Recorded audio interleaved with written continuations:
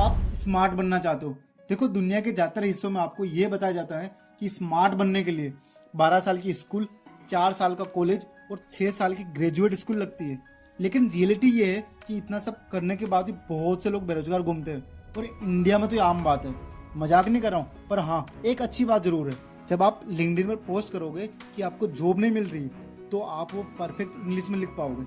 लेकिन अगर आपने आज के वीडियो का टाइटल देखा है, तो मैं आपको बता देता हूँ कि स्मार्ट बनना असल में बहुत ईजी है। भले आपको लगे कि आपकी जेनेटिक्स खराब है, पर अगर आप खुद के माइंड को बाकी जानवरों से कंपेयर करो, तो इंसान असल में काफ़ी पावरफुल है। जब हम कहते हैं कि हमें स्मार्ट बनना है, तो हमारा मतलब होता है कि यूजफुल स्किल सीखना जो पैसे कमा कर दे, प्रॉब्लम सोल्व करने में एक्सपर्ट बनना जो पैसा कमा के दे, बेटर लीडरशिप सीखना जो पैसा कमा के दे, और दोस्तों में तगड़ी आवाज़ के साथ बात करना ताकि लोग तुम्हारी रिस्पेक्ट करें। फर्स्ट है problem with internet advice. Problem ये है कि इंटरनेट पर ज़्यादातर एडवाइस इतनी अनलॉजिकल होती है कि वो बातों में ही अच्छी लगती है, रियलिटी में नहीं। और अगर आप स्पेसिफिक एडवाइस ढूंढने जाओगे, तो आपको वही पुराने घिसे पिटे नुस्खे मिलेंगे, जैसे बादाम खाओ क्योंकि वो दिमाग के लिए अच्छा है, ब्लैक कॉफ़ी पियो, क्लासिकल म्यूजिक सुनो। ये सब सुनने में तो अच्छा लगता है, पर एक पॉइंट पर आपको एक्चुअल में चीज़ें सीखनी पड़ती है।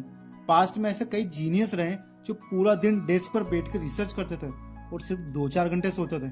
तो अपन को एक्चुअल में करना क्या है, उससे पहले ये समझो कि क्या नहीं सुनना है अपन को। पहले तो उन 5-6 ब्रेन हैक्स से दूर रहना है जो हर तीसरा इंसान फेसबुक, इंस्टाग्राम से कॉपी पेस्ट करके ज्ञान देना आ जाता है। सेकंड स्टेप है, सबसे मेन चीज़ जो आपको करनी है वो है रीडिंग्स। अरे स्कूल कॉलेज वाली नहीं, तो किस तरह की रीडिंग्स? सब्जेक्ट मैटर एक्सपर्ट वाली। आओ बताता हूँ। अगर आप इंग्लिश सीखते हो तो आपकी लैंग्वेज अच्छी होती है और आप अच्छे से पढ़ना और बोलना सीखते हो। लेकिन अगर आपको पॉलिटिक्स में करियर बनाना है, तो संविधान जरूर पढ़ना पड़ेगा। संविधान और पॉलिटिक्स पढ़कर आप किसी को भी उसके क्वेश्चन का पावरफुल आंसर दे सकते हो। बस एक बात का ध्यान रखना, और स्मार्ट या ज्ञानी बाबा मत बनना। अगर कोई कहे अब की बार बीजेपी 400 पार जाएगी, तो डायरेक्ट ये मत बोलो कि बीजेपी ने ऐसा किया वैसा किया, वरना बहस छिड़ जाएगी। इसकी बजाय हम्बल रहो और बोलो अब की बार कांग्रेस ने अपनी फील्डिंग अच्छे से सेट करके रखी है, तो 400 पार तो कभी नहीं जाएगी, भले कुछ भी हो जाए। जब आप लोगों को बिना डम फील करवाए कुछ बताते हो, तब लोग आपकी रिस्पेक्ट करते हैं और आपको स्मार्ट समझने लगते हैं। थर्ड है 80-20 रूल। अब सवाल ये कि बुक्स ढूंढते कैसे? बहुत सिंपल है। जो भी टॉपिक सीखना है, जैसे हाउ टू बिकम रिच, उसे गूगल करो। बुक शायद महंगी होगी, पर अगर गलती से आपका फिंगर स्लिप होकर किसी ऐसी वेबसाइट पर पहुंच गया जहां से आप फ्री ई बुक डाउनलोड कर सको, तो आपका काम सेट है। लेकिन याद रखना, सिर्फ पढ़ने से काम नहीं चलेगा। 80-20 रूल ये बताता है किसी स्किल्स का सिर्फ 20% नॉलेज चाहिए होता है उसे 80% मास्टर करने के लिए। पर अगर आप प्रैक्टिस नहीं करोगे, तो दिमाग उसे कचरा समझकर भूल जाएगा।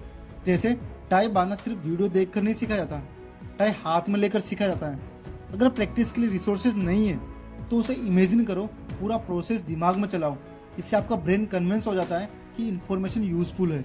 यही स्मार्ट बनने का असली फॉर्मूला है। जो भी सीखो उसे यूज करो या इमेजिन करो कि वो कब काम आएगा।